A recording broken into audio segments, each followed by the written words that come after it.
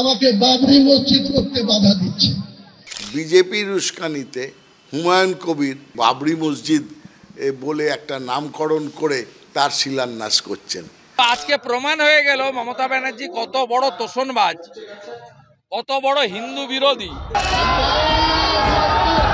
মুর্শিদাবাদে হুমায়ুন কবিরের বাবরি মসজিদের শিলান্যাসের সঙ্গে ওতপ্রোতভাবে জড়িয়ে রইল রাজনীতি। বারবার তৃণমূলকে খোঁচা দিতে গিয়ে হুমায়ুন কবিরের মুখে উঠে এলো Muslim vote bank, Hindu vote bank, Muslim বিধায়ক ও শুভেন্দু অধিকারীর প্রসঙ্গ।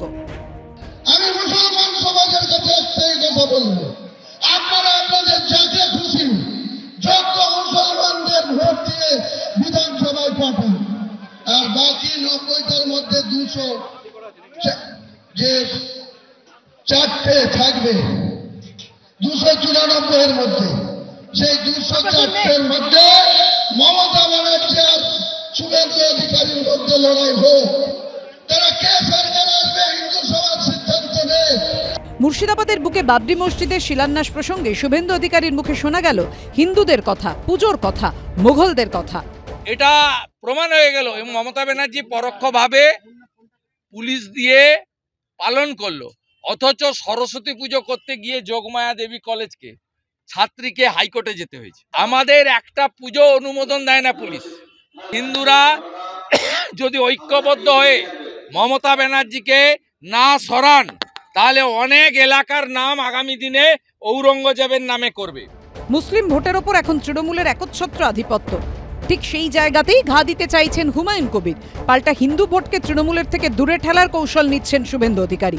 একে এসআইআর, তার উপর মুসলিম ভোট ব্যাংকে ধাক্কা লাগলে কিভাবে ম্যানেজ করবে তৃণমূল? ধর্মনিরপেক্ষ মানুষের ওপর বারবার করে আঘাত আসছে, বারবার করে ধর্মনিরপেক্ষ মানুষ একটা না একটা বাহানা তুলে ধর্মীয় বিভাজনের চেষ্টা করছে বিজেপি, আর তাকে সহযোগিতা করছে আমাদের কিছু মানুষ যারা বিজেপি, এখন যাদের বলা হয় গাদ্দার, যাদের বলা হয় মির্জাফর, তারা তাদের সহায়তা করছে সেই একই কারণে। এখন দেখা যাচ্ছে বাংলাতেও সুড়সুড়ি দেওয়া হচ্ছে, কেউ মসজিদের নামে, কেউ মন্দিরের নামে সুড়সুড়ি দিচ্ছে। ধর্ম অন্ধতায় বাংলার মানুষ বিশ্বাস করেন না। 2011-তে 13 মে যেদিন রেজাল্ট হয়েছিল, সেদিনকে 67টা মুসলমান এমএলএ ছিল। উনার 5 বছর ক্ষমতা পূর্ণ হওয়ার পর 2016-তে সেটা নেমে আসলো 57-তে। 2021-এ সেটা চক্রান্ত করে নামিয়ে আনলেন মাত্র 44 জন। এই বাঙালি মুসলমানদের কাছে আমার আবেদন, আপনারা নিজেদের জায়গায় যেখানে 42% থেকে 82% পর্যন্ত মুসলমান মেজরিটি সিট আছে 90খানা, এই 90টা সিট আপনাদেরকে মুসলমানদের জনপ্রতিনিধি বিধানসভায় পাঠাতে হবে। 1992 সালের 6 ডিসেম্বর বাবরি মসজিদ ভেঙে ফেলা হয়েছিল। তারপর সরজু ও গঙ্গা দিয়ে অনেক জল বয়ে গেছে। কিন্তু এখন 2026-এর বিধানসভা নির্বাচনের আগে সেই গঙ্গাপাড়ের মুর্শিদাবাদে নতুন বাবরি মসজিদের শিলান্যাস ঘিরেই উথাল পাথাল পশ্চিমবঙ্গের রাজনীতি। পার্থপ্রতিম ঘোষ, আশাবুল হোসেন ও বাপন সাঁতরার রিপোর্ট, এবিপি আনন্দ।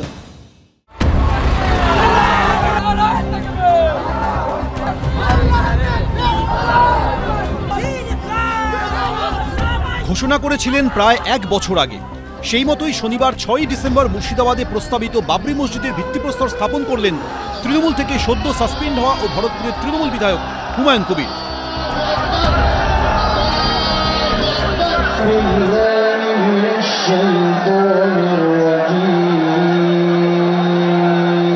ছেতিয়ানির এটাই সেই শিলান্যাস স্থল, যেখানে শিলান্যাসের ফলক দেখতে কিন্তু হাজারে হাজারে মানুষ তারা এখানে ভিড় জমাচ্ছেন। গোটা এলাকা কিন্তু মানুষে মানুষে ভরে গেছে। সকাল থেকে মাঠে তিল ধারণের জায়গা নেই। মাঠ ছাড়িয়ে বাড়ির কার্নিশ, ছাদেও মানুষের ভিড়।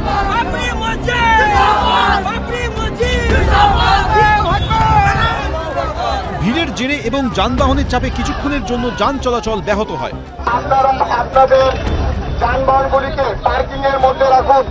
রেজিনগরের এই যে সভাস্থল, তার থেকে 1 কিলোমিটার দূরে তৈরি হবে বাবরি মসজিদ। কেউ ট্রাক্টরে, কেউ টোটো, কেউ বা মাথায় ইট নিয়ে হাজির হন সেই জায়গায়।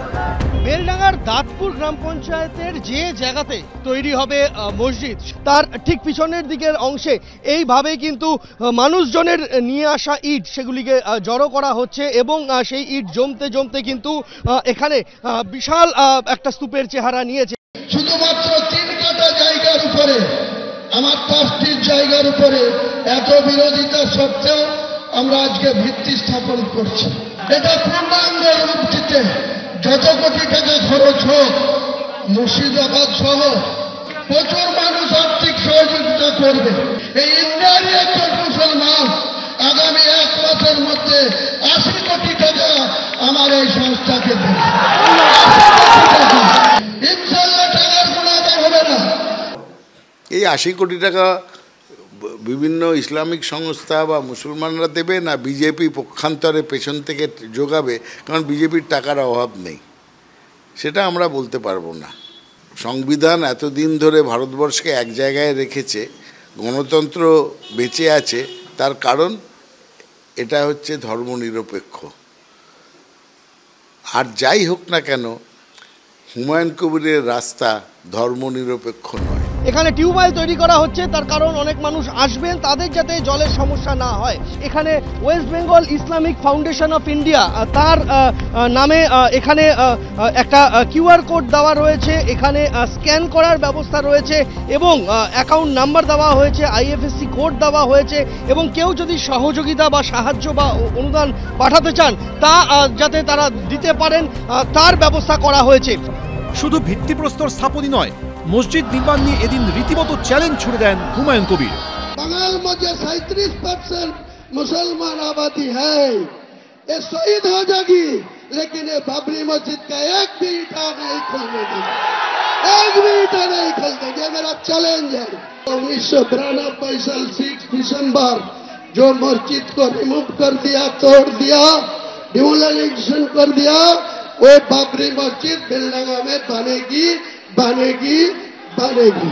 আমরাও বলে দিচ্ছি, একজন পশ্চিমবঙ্গের নাগরিক হয়ে বলছি, একজন মহিলা হয়ে বলছি, যে জিনিস হয়ে গেছে সারা ভারতবর্ষের বুকে, যে জিনিস একবার ধ্বংস করা হয়েছে, সেখানে রাম মন্দির তৈরি হয়েছে, কোনোভাবে এখানে বাবরি মসজিদ তৈরি হতে পারে না। ইতিহাস আর রিপিট করা যাবে না, এটা বন্ধ করতেই হবে।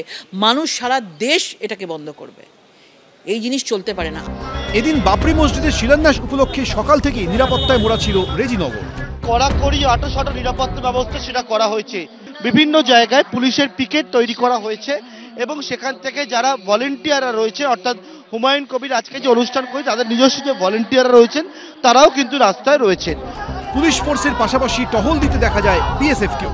পার্থপ্রতিম ঘোষ, সন্দীপ সরকার, রাজীব চৌধুরী, এবিপি আনন্দ। এবিপি আনন্দ, এগিয়ে থাকে, এগিয়ে রাখে।